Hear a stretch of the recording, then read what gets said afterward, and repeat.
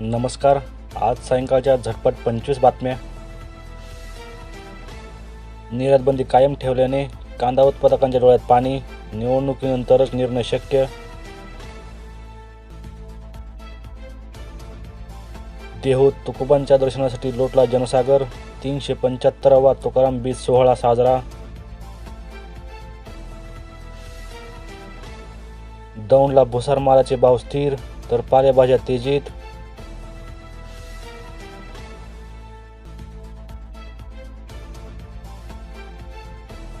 शिक्षकांच्या वेतनेतर अनुदानाचे 35 कोटी रुपये परत जाण्याची शक्यता.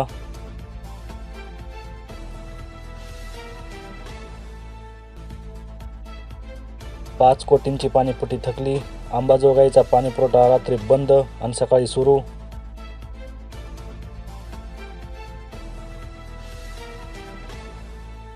चिंता वाढली. औंढा नागनाथच्या सिद्धेश्वर धरणात केवळ 15%च पाणीसाठा.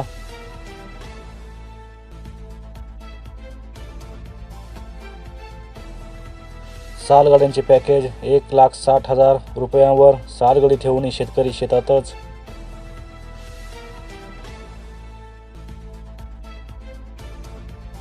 वसमत मोंड्यात हळदीला 18,505 रुपयांचा भाव. भविष्यात हळदीचे भाव वाढण्याची आशा.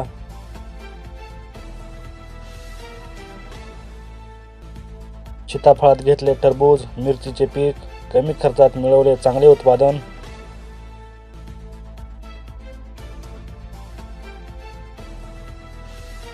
अवैध पाणी उपशामुळे किशोरसागर धरण कोरडेठाक. जनावरांच्या पाण्याचा प्रश्न.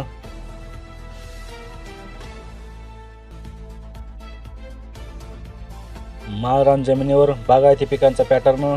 तरुणांनी केला अभिनव प्रयोग.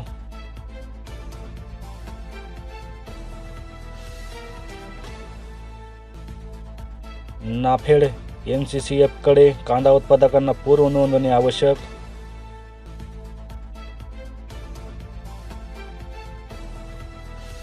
बँकांच्या त्रुटीमुळे किसान योजनेतील 3 लाख शेतकरी अद्यापही वंचित.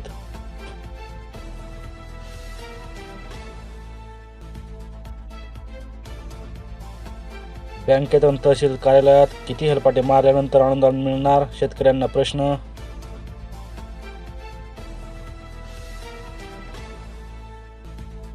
गव्हाच्या दळणापेक्षा मळणं महागलं, शेतकऱ्यावर आर्थिक बोजा.